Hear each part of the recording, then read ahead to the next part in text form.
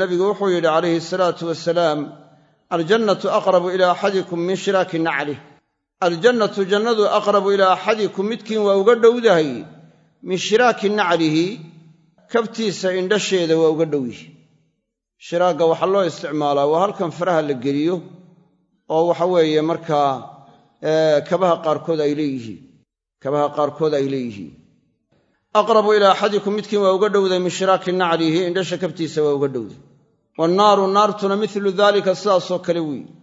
oo iyaduna markaa indhasha kabtiisa waa uga dhowda rawaahu lbukhaariyu bukhaari baa xadiiska soo wariyey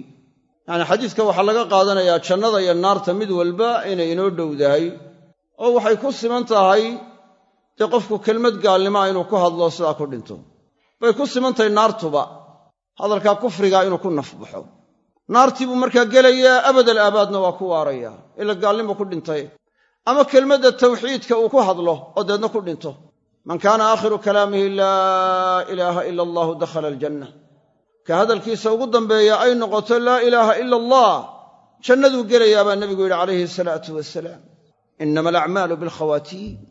camalladu waxay ku sugan yihiinoo qura khaatimooyinka ugu dambeeya gebagabada intaa ugu dambaysa waa ugu sii muhiimsantay waa sababta laynoogu yidhi qofka sakaraada iyo kelmadda tawxiidka u laqima laqinuu mawtaakum laa ilaaha ila allah dad badan baan la sulansiin qaar baa laysuhi u laqimo lagu kari waaye waa loo laqimaa waa loo yidhahdaa hees buu ku jawaabaa qaarkood baa loo laqimaa markaasaa waxaa la sheegay diin cay iyo ilaah cay iyo rasuul cay inuu ku jawaabo kelmaddii tawxiidka laysaa ku dhaha yaa laa ilaaha ila allah markaasuu isagu kufrigii buu miistaa siduu gaalnimadii ugu celcelinayey yaa ilaah cay iyo diin cay iyo rasuul cay siduu ugu celcelinaya nafta kaga dhacda hadda intaasay kula dadaalayaan qaraabadiisu oo leeyihin ku dhawaaq laa ilaaha ila allah laa ilaaha ila allah waa ku kari waaye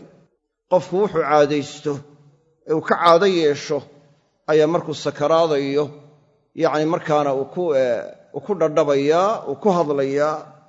hadduu marka horeba marka waxa weeye kufriga iyo gaalnimada caadaystay oo ay u ahayd waxa uu ku hadlee ugu jeclaa noocaas ama uu biyaha ka dhigtay markaa naftu daciiftee uu sakaraadayana waxa weeye saas si la-eg ayuu markaa laga yaabaa kufrigii iyo gaalnimadii inuu markaa waxa ugu hadlo nacuudu billahi min dalik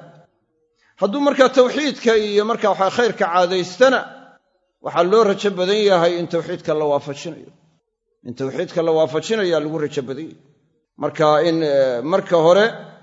lagu dadaalo sidii waxa weeye wanaagga iyo dikriga iyo markaa xuska wanaagsan loola imanayo ee loo farabadsanayo ee looga caado yeelanayo yacni markaa iyadoo cibaado rabbi lagu caabudaya ay tahay waa in markaa lagu dadaalaa oo khayrkii laga caado dhigtaa oo naftii lagu barbaariyaa oo hawadii nafta ay noqotaa naftu waxay jeceshahay ay markaa noqotaa mar kastoo uu dhib la kulmo allah u xusaayo allah u baryayo allah xaggiisa u argagaxayo yaa camal khayr oo ruuxu la yimi oo ku dhintay jannadu ku simanta camal shar ah oo la yimi oo sharka ku dhintay ayuu naar ku geli karaa camalkaasi haddaanu gaalnimo ahayn oo gaalnimada ka sokeeyo ilaahay mashii'adiisa hoos yaallaayo in la cafiyaa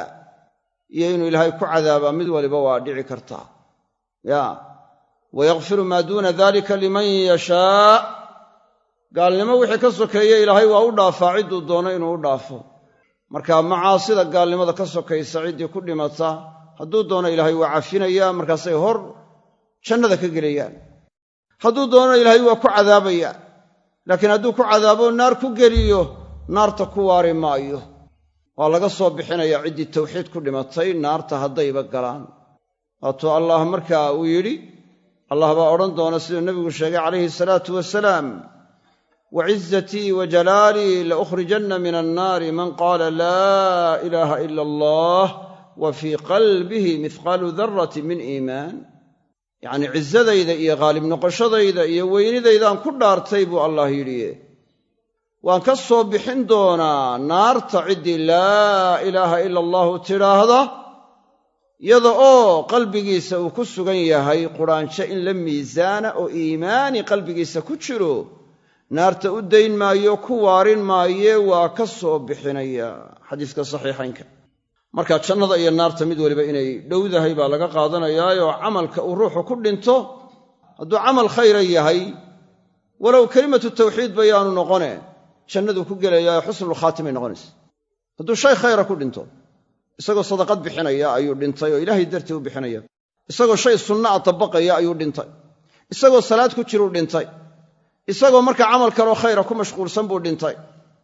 shaygaa cibaadada uu ku jiray hadduu ku dhex dhinto waa min calaamaati xusni alkhaatima waxay ka mid tahay khaatimada wanaagsan calaamaadkeeda ka mid tahay allahna in badan waa in laga baryaa inuu ilaahay khaatimada inoo wanaajiyo oo ilaahay la weydiistaa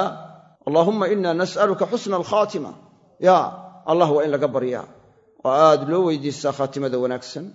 ilaahayna laga magan galaa khaatimo xun inuu ilaahay inoogu khatimo waynu allah ka magan gallaa